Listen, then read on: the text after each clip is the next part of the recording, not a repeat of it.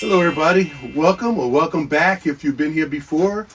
I'm Jimmy and this is Jimmy's Neighborhood Bees, so welcome to the neighborhood. Today, December 11th, 2024. The time is flying, I tell you. Anyway, so don't pay attention to the January calendar. You're looking into the future.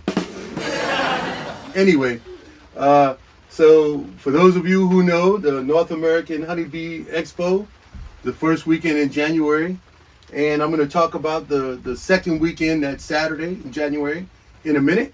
I'm going to read the fortune first, then I'm going to tell you about that, and then I'm going to tell you what I'm doing, which is not much. Spoiler alert. Anyway, it says, good health will be yours for a long time. Good health will be yours for a long time. I should have read that last week. Earlier this week, I had to get a emergency tooth extraction. So I may sound funny, but it's just But having said that, this is for most of the men. I know I have some women viewers, and women get your checks as well, mammograms, all of those things. But men, get your prostate checks if you're 45 or older. Know your PSA numbers. These things are important. I just did mine. We have to do it because we need to be around. So that's my thing. If you want good health for a long time, go see your doctors. I know some men, we don't do that. But we're men. We can change if we have to. You better. Shout out to Red Green. Anyway, so that's today's fortune. Up here, I had to update my board. I got called out. Thanks, Philip. Because I never erased it. I never updated it. So you had last year's Honeybee Expo information up there. Or this year's, earlier, June. Anyway, so we have the Heart of Virginia Beekeepers Conference coming up on January 11th, 2025, which is the following Saturday after the North American Honeybee Expo. This is for Central Virginia beekeepers. And there'll be a lot of information. I've never been to this conference. I think it took place before at the same time as the other conference, and then we usually travel around this time of year. So I've never been. However, some of my club members, bee club members, have been, and one of them asked me to mention it, so I'm mentioning it. And in the description of this video, there'll be a link where you can go to the page and check it out. But they'll have speakers like Paul Kelly from the University of Guelph, Ryan Williams, Allison Wickham, Paul Tabor, Greg Sullivan, Phoebe Schneider, and Ben Marietta. I wrote that on there. And it'll stay up there until after the conference. But it's January 11th in Farmville, Virginia. And it's at Hampden-Sydney College. And from what I understand, I had a club members that went last year, and it was a very good time. A lot of information.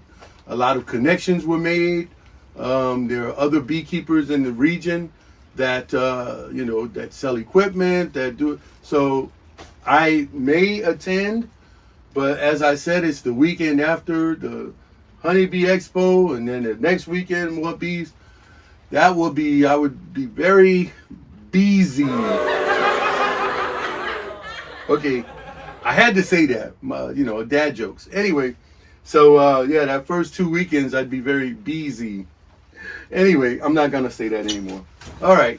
So that's it. But here in the shop and in the bee yard, there's nothing to do in the bees except for open it up, take a look at the fondant, close it back down.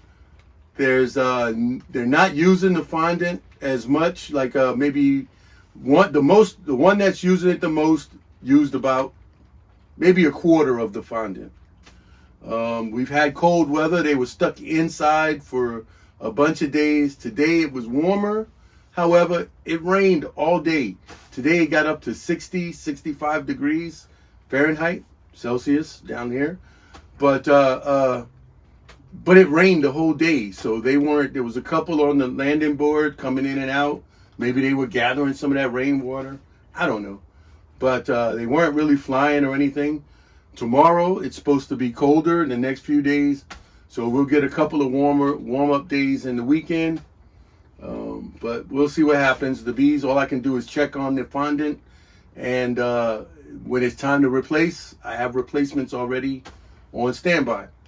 However, while I was doing some work, trying to see what I had, taking inventory, and my hive butler cover had been left outside, and it got a little hard, and a tree branch fell on it, and it cracked it. So it's got a crack running along here and here. And I thought I could repair that a little bit better. I got my double aluminum tape on it. However, I've got this tool that I've never used, and it's supposed to put these kind of, I'm going to show you closer, but these kind of staples, and it kind of heats it into the plastic to hold the plastic together. Now, like I said, I've never used this before. I've seen it in use, and but I wanted to try it. Maybe I'll put a few staples in there on the inside, and then you just snip the ends off, and that would hopefully make the repair a little bit more permanent. And I know I could go to Hive Butler and order another lid, and you know, but why not? I got it. I got the tool. Might as well try to fix it. So let me see how close I can get you guys to look at that. Okay, here's a little close up of the. It looks, you know, the little wire, and what happens is, here's the tool. You put the let's see if I can get you here. Stick the two ends in. Okay, maybe I should have on my glasses. Get it in. So really, it's in place there on the end. You turn the little trigger on.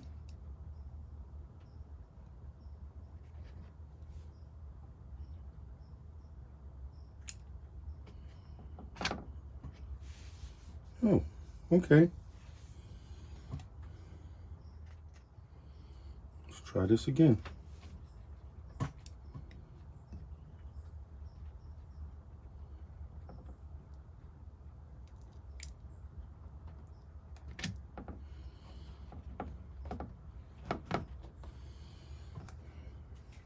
So far, it's working pretty good. I mean,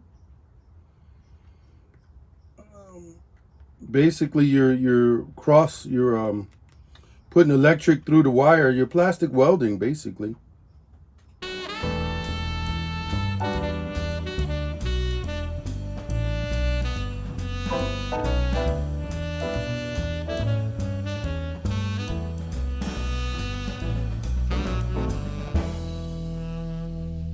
Okay, the kit came with about 3 or 4 different types of things.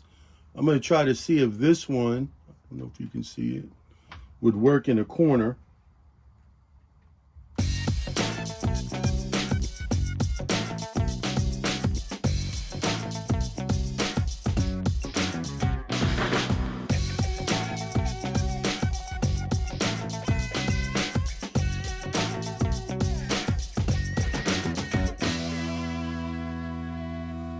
And then I have some thinner, you know, when you can compare these two.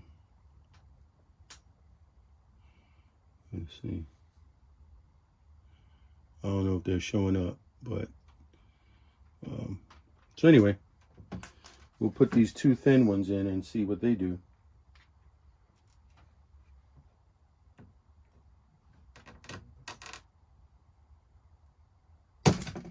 Oh, I went all the way through.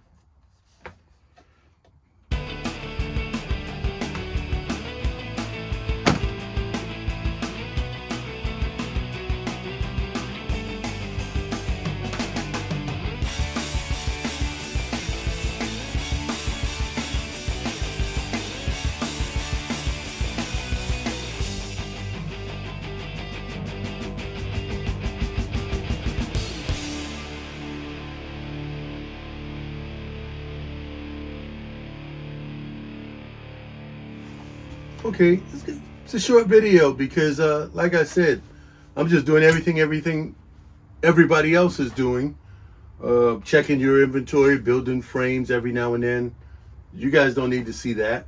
The kit that I got, it came with some flush cut clippers. So I'm going to let these harden overnight. And I'll start cutting the little ends off tomorrow. And but yeah, I kind of like this little thing. It's called a plastic welder or something like that. Now, it's not sponsored. However, I just ordered it. One of those, yeah, it's a no-name brand. I ordered it on Black Friday, and it was one of those cheapy ones. But it came with about 3 or 4 different types of staples, if you will. And I'm gonna look for some other plastic stuff that I gotta weld. You can also, I'll save that for another time. But if in a pinch, which I might have to do some over here in the corners, you can take a zip tie and a heating iron and use a zip tie like you're welding, like plastic welding, and then you smooth it out over. And I may do that over this. And that's one of my next door neighbor is a body repair man, and sometimes to repair plastic bumpers, they have industrial type of guns like this, or staplers or whatever they're called. And then he said they have industrial plastic weld kits, but in a pinch they use zip ties. So that's a behind the scenes thing that he told me. So if you ever get your plastic bumper on your car cracked and you take it to a repair shop to get repaired, don't be surprised when they repaired it with a zip tie. But you won't see that. But anyway, all right, I'm gonna call this one a day. I'm gonna go inside and rest my tooth. But my daughter was fussing at me because she said I should have did it a month ago when it first started to hurt. But, I'm a man, Anyway, all right. Y'all take care of yourselves. I'm going to take care of myself. We're going to all take care of our bees and have fun with your bees and repairs.